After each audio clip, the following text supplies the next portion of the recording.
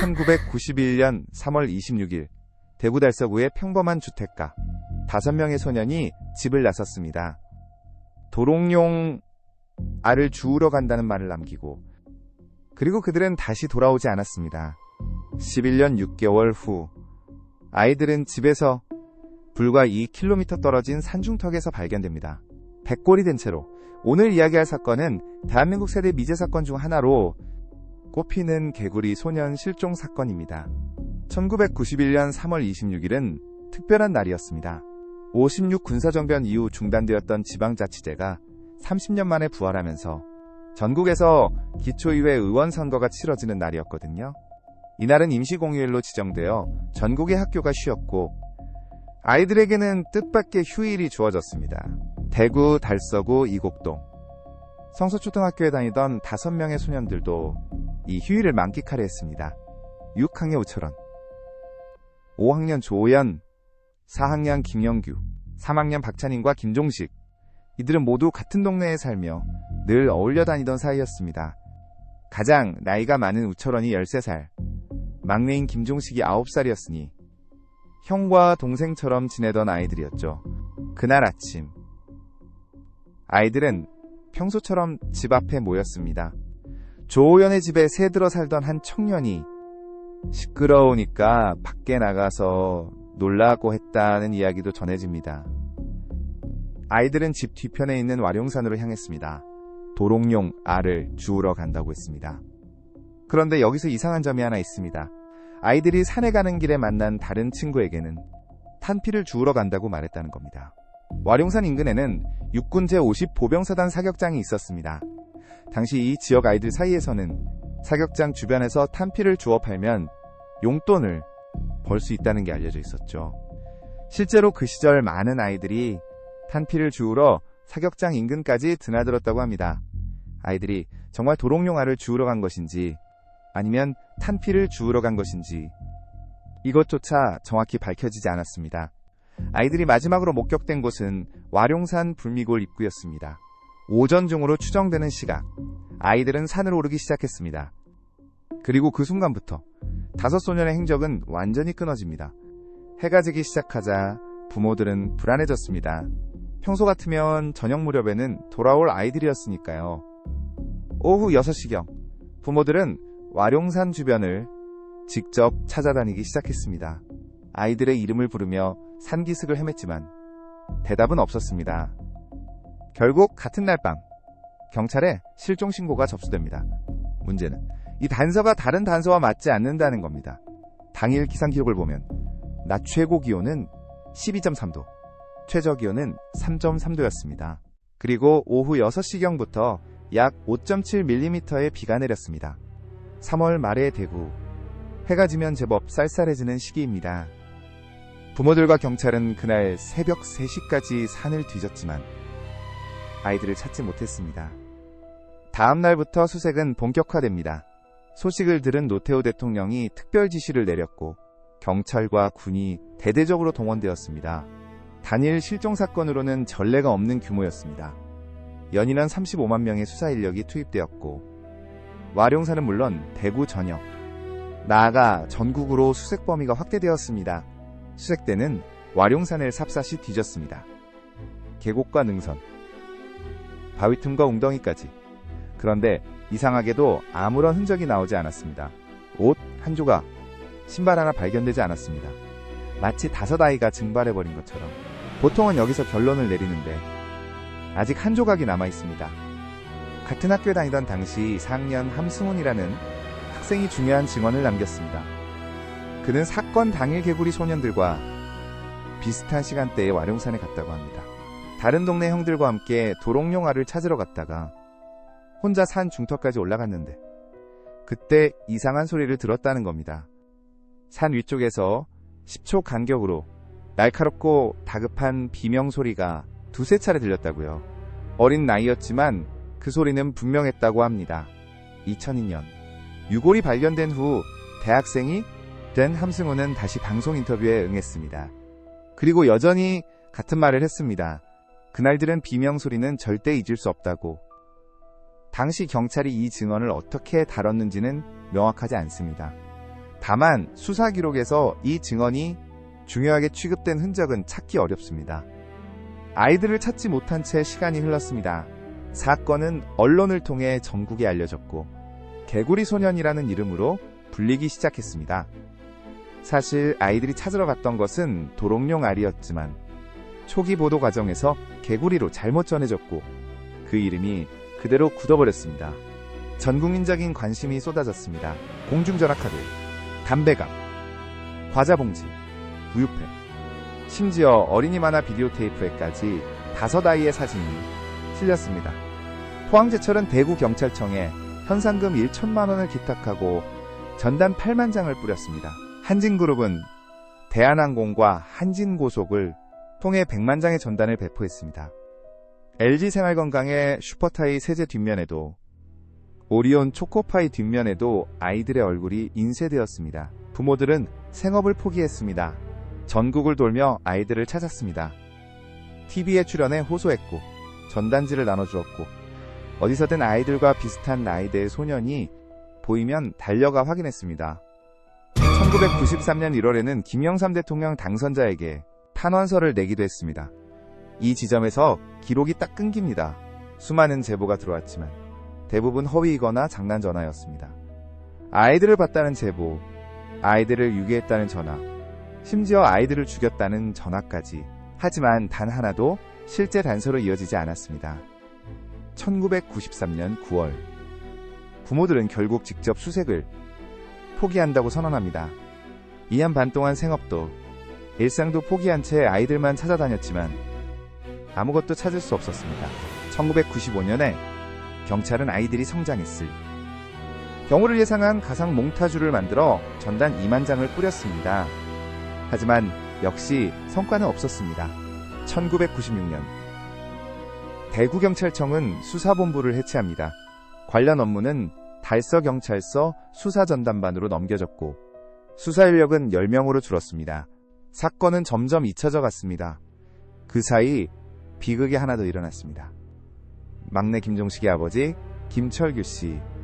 젊었을 때 유도를 해서 건장한 체격이었던 그는 아들을 잃은 슬픔을 술로 달랬습니다. 2001년 10월 22일 그는 간암으로 세상을 떠납니다. 아들을 찾지 못한 채. 사건이 거의 잊혀져 가던 2002년 9월 26일 와룡산에 도토리를 주우러 올라간 오우근이라는 시민이 있었습니다. 산 중턱 풀숲을 헤치다가 그는 이상한 것을 발견합니다. 처음에는 무슨 뼈인가 싶었습니다. 자세히 보니 사람의 뼈였습니다. 그는 곧바로 경찰에 신고합니다. 이 다음 장면이 사건을 완전히 뒤집습니다. 경찰이 현장에 도착해 수색을 시작하자 유골이 하나가 아니라는 것이 밝혀집니다. 4구, 5구, 그리고 어린이용 신발 5켤레, 운동복과 옷가지들, 조호연이 입에 끼고 있던 치아보철까지 11년 6개월 동안 찾지 못했던 5아이가 집에서 불과 2km 떨어진 곳에서 발견된 것입니다. 유골이 발견된 장소는 와룡산 세방골이었습니다.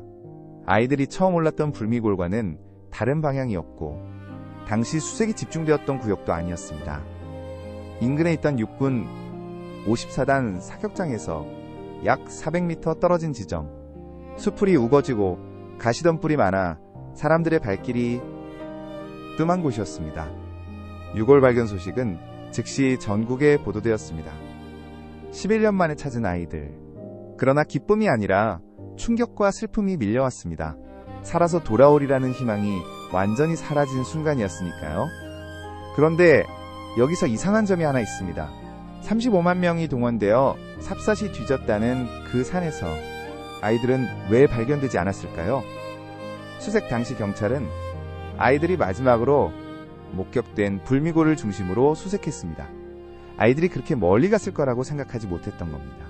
세방골은 불미골에서 약 2km 떨어진 곳이었고 수색범위 밖이었습니다. 또 다른 가능성도 제기됩니다. 아이들이 처음부터 그곳에 있었던 것이 아니라 다른 곳에서 살해된 후 나중에 옮겨졌을 수 있다는 것. 사건이 잠잠해진 후 범인이 시신을 와룡산에 안매장했을 가능성입니다. 그러나 법의학자들은 다른 의견을 제시했습니다. 유골 상태와 주변 환경을 볼 때 아이들은 실종 직후 그 자리에서 살해되어 바로 매장된 것으로 보인다고요. 사건 당일 저녁에 내린 비가 흔적을 씻어냈을 가능성이 높다는 분석이었습니다. 6월 발견 이틀 후 대구경찰청은 수사본부를 다시 구성합니다. 그런데 경찰의 대응은 또다시 논란을 일으켰습니다. 현장에 출동한 경찰은 현장 보존을 하지 않은 채 곡괭이로 땅을 파기 시작했습니다. 과학수사대를 부르지도 않았습니다. 법의학자의 도움 없이 유골을 수습하면서 현장이 크게 훼손되었습니다. 정확한 부검도, 현장 감식도 이루어지지 않은 상황에서 경찰은 이렇게 발표합니다. 아이들이 길을 잃고 헤매다 저체온증으로 사망한 것으로 보인다고. 부모들은 분노했습니다. 유골 감식을 맡은 경북대 법의학팀의 결론은 달랐습니다. 6주간의 조사 끝에 법의학팀은 명백한 타살이라고 결론 내립니다. 5아이 중 3아이의 두개골에서 손상 흔적이 발견되었습니다. 우철원의 두개골 좌측에는 구멍이 뚫려 있었고 그 주위에 무언가에 찍힌 듯한 작은 구멍들이 숭숭 나 있었습니다. 무려 25개의 손상 흔적이 발견되었습니다.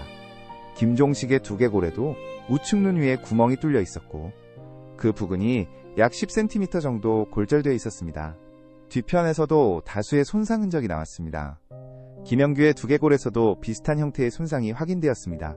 법의학팀은 이 손상들이 아이들이 살아있을 때 생긴 것으로 추정했습니다. 예리한 물건에 의한 명백한 타살, 그것이 공식적인 감정 결과였습니다. 법의학자 최종민은 이렇게 설명했습니다. 초등학생의 치아 발육 상태를 보면 6개월 단위로 변화가 나타나는데 유골의 치아 상태로 미루어 볼 때 아이들은 실종 후 최대 6개월 이내에 살해되었을 것이라고요. 이제 수사의 초점은 범인을 찾는 것으로 옮겨갔습니다. 경찰은 범행에 사용된 도구를 추정하기 위해 다양한 공구를 대조했습니다. SBS 그것이 알고 싶다 제작진도 이 사건을 여러 차례 다루면서 독자적인 분석을 진행했습니다. 유력하게 거론된 흉기는 용접망치, 흔히 깡깡망치라고 불리는 공구였습니다. 용접 후 생기는 찌꺼기를 제거하는 데 쓰이는 도구로 일반인에게는 낯설지만 공사 현장이나 공장에서는 흔히 볼 수 있는 물건이었습니다. 문제는 이 단서가 다른 단서와 맞지 않는다는 겁니다. 용접망치의 뾰족한 부분으로 가격하면 정사각형 형태의 자국이 생기는데 유골에 남은 상처는 직사각형에 가까웠습니다. 물론 가격 각도에 따라 형태가 달라질 수 있다는 반론도 있었습니다. 범인과 아이들의 키 차이를 고려하면 충분히 가능한 형태라는 거죠. 또한 용접망치는 규격보다 기능에 주력하는 공구라서 직접 만들어 쓰는 경우도 많다고 합니다. 결국 흉기의 정체는 확정되지 못했습니다. 그렇다면 범인은 누구일까요? 30년이 넘도록 이 질문에 대한 답은 나오지 않았습니다. 다만 여러 가지 가설이 제기되어 왔습니다. 가장 먼저 제기된 것은 군부대 오발 사고설입니다. 유골이 발견된 장소 인근에 육군 54단 사격장이 있었고 유골과 함께 탄피가 발견되었다는 점이 근거가 되었습니다. 2002년 9월에는 구두 닦기를 하던 한 남성이 경찰에 이런 제보를 합니다. 2달 전에 30대 초반으로 보이는 손님이 군 복무 중 어린이 5명을 총으로 쏴 죽였다는 말을 했다고요. 하지만 이 가설에는 반론이 있습니다. 군 관계자는 사격은 신물결표 20명이 집단으로 실시하는데 그런 사고가 있었다면 10여년간 비밀이 유지될 수 없다고 주장했습니다. 또한 사건 당일은 임시 공휴일이었고 54단에서는 그날 사격 훈련이 없었다는 공식 발표도 있었습니다. 무엇보다 법의학팀의 감정 결과 두개골 손상은 총상이 아닌 둔기에 의한 것으로 나타났습니다. 현장에서 발견된 탄피는 아이들이 주우러 갔다던 바로 그것, 즉 용돈벌이용으로 모은 탄피일 가능성이 높습니다. 두 번째는 저체온증 사망설입니다. 이것은 당시 수사를 담당했던 김영규 대구경찰청 강력과장이 주장한 가설입니다. 그는 2022년에 출간된 책에서 이 주장을 다시 정리했습니다. 해가 지고 어두워진 와룡산에서 점심도 거른 채 길을 잃은 아이들이 비까지 맞아 체온이 떨어져 숨졌다는 것. 유골 발견 당시 손발에 묶여있던 옷은 타살의 증거가 아니라 추위를 피하기 위해 스스로 묶은 것이라고 주장합니다. 그러나 이 가설은 여러 면에서 반박됩니다. 우선 법의학팀이 확인한 두개골 손상을 설명하지 못합니다. 당시 수사 책임자는 두개골 손상이 사후에도 생길 수 있다고 주장하지만 법의학팀은 생전에 가해진 손상으로 추정한다고 밝혔습니다. 또한 5아이 중 3아이의 두개골에서만 손상이 발견된 것도 이상합니다. 조난으로 인한 사망이라면 왜 일부에게만 두개골 손상이 생겼을까요? 부모들의 반발도 거셌습니다. 와룡산은 아이들이 늘 뛰어놀던 뒷산이었습니다. 높이 300m도 안 되는 야산에서 동네 아이들이 조난을 당한다는 게 말이 되느냐는 거죠. 실제로 그것이 알고 싶다 제작진이 실험을 해봤습니다. 실종 당시 아이들과 같은 연령대의 남자아이들을 모아 어두워진 후 와룡산에서 마을로 내려가게 했더니 아이들은 긴장하는 기색조차 없이 쉽게 내려왔습니다. 세 번째는 연쇄살인범 또는 사이코패스에 의한 범행설입니다. 그것이 알고 싶다 800회 특집에서는 미국의 범죄심리학자 에릭 히키 박사에게 이 사건을 분석해달라고 요청했습니다. 히키 박사는 유골에 나타난 극도의 잔혹성을 근거로 범인이 사이코패스 성향을 가진 인물일 가능성이 높다고 분석했습니다. 그에 따르면 실행범은 한 명이거나 직접 살해가 아닌 협력만 한 사람이 1. 물결표 2명 더 있었을 가능성이 있습니다. 범인은 와룡산 일대의 지리에 매우 밝은 사람이었고 아이들을 한꺼번에 죽인 것이 아니라 순차적으로 살해했을 것이라고 추정했습니다. 살해 동기는 살인 그 자체일 가능성이 높고 범인은 생각보다 시체가 늦게 발견되어 놀랐을 것이라고도 했습니다. 자신이 살인을 저지르고 있다는 걸 분명히 인지하면서도 개의치 않는 인물, 그리고 살인에 능숙한 사람이라 다른 사건으로 이미 체포되었거나 사망했을 가능성도 있다고 덧붙였습니다. 하지만 이 가설에도 반론이 있습니다. 범인이 아이들이 그 시각에 와룡산에 오를 것을 어떻게 예측하고 매복했겠느냐는 것입니다. 우연한 만남이라면 단독범이 5명의 아이를 동시에 제압하기 어려웠을 텐데 계획범죄라면 어떻게 아이들의 행동을 미리 알 수 있었겠느냐는 거죠. 네 번째는 지역 불량배나 일진에 의한 범행설입니다. 아이들이 산에서 뭔가를 목격하거나 우연히 누군가와 마주쳤고 그 과정에서 변을 당했다는 추측입니다. 그러나 경찰은 5개월간 지역 불량 청소년 900여 명의 행적을 조사했지만 별다른 단서를 찾지 못했다고 합니다. 또한 아무리 불량배라 해도 생면부지의 어린아이 5명을 증거인멸을 위해 모두 살해할 수 있겠느냐는 반론도 있습니다. 보통은 여기서 결론을 내리는데 아직 한 조각이 남아 있습니다. 부모들 중 일부는 아이들이 산에서 봐서는 안 될 무언가를 봤기 때문에 희생당한 것 같다고 주장합니다.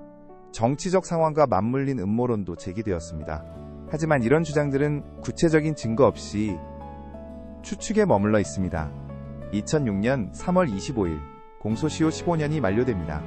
유족들은 2005년부터 공소시효 연장을 촉구하는 기자회견을 열었지만 형사소송법 개정안은 시효 만료 전에 통과되지 못했습니다. 범인을 잡아도 처벌할 수 없는 시한이 지나버린 것입니다.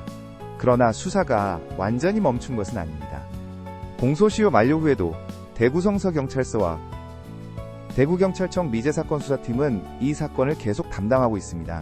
2019년 화성 연쇄살인 사건의 진범 이춘재가 DNA 분석으로 특정된 후 당시 민감용 경찰청장은 개구리 소년 사건도 원점에서 재수사하겠다고 밝혔습니다. 첨단 과학기술을 활용해 남겨진 유류품과 현장 증거물을 다시 분석하겠다는 것이었습니다. 하지만 뚜렷한 진전은 없습니다. 11년 동안 야외에 방치된 유골에서 유의미한 DNA를 추출하기가 쉽지 않기 때문입니다.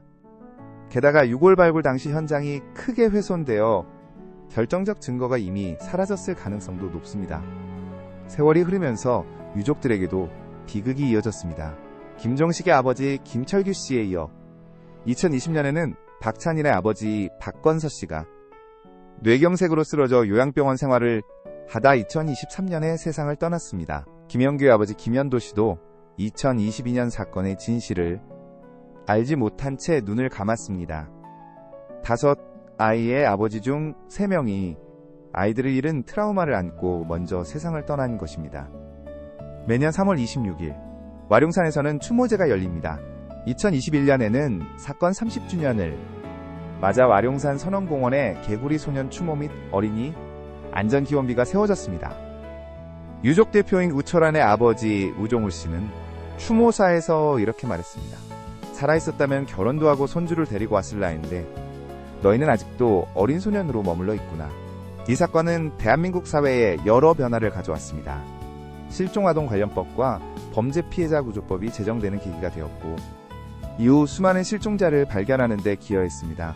2011년에는 이 사건을 소재로 한 영화 아이들이 개봉했고 MC 스나이퍼는 개구리 소년이라는 노래를 발표하기도 했습니다.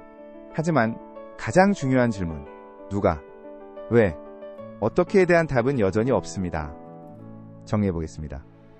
1991년 3월 26일 5명의 소년이 대구 와룡산에 올랐습니다. 그리고 사라졌습니다. 35만 명이 동원된 대대적인 수색에도 아이들은 발견되지 않았습니다. 11년 6개월 후 아이들은 집에서 2km 떨어진 산중턱에서 유골로 발견되었습니다. 법의학팀은 타살로 결론 내렸지만 범인은 찾지 못했습니다. 공소시효가 만료된 지금 설령 범인이 밝혀져도 법적 처벌은 불가능합니다.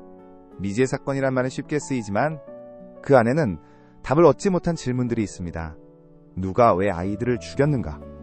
어떻게 35만 명이 찾지 못한 곳에 아이들이 있었는가? 그날 산에서 무슨 일이 있었는가? 함승훈이 들었다는 비명소리. 그것이 정말 5아이의 마지막 순간이었다면 그 순간 아이들은 무슨 생각을 했을까요? 도움을 청하려 했을까요? 집에 가고 싶다고 생각했을까요? 30년이 넘는 시간이 흘렀습니다. 기술은 발전했고 수사 기법도 달라졌습니다. 그러나 진실은 여전히 와룡산 어딘가에 묻혀 있습니다. 우종우 씨는 유골이 발견된 장소를 찾을 때마다 그곳에 놓인 꽃다발을 유심히 살핀다고 합니다. 혹시라도 범인이 쪽지를 써놓고 가지 않았을까 하는 마음으로.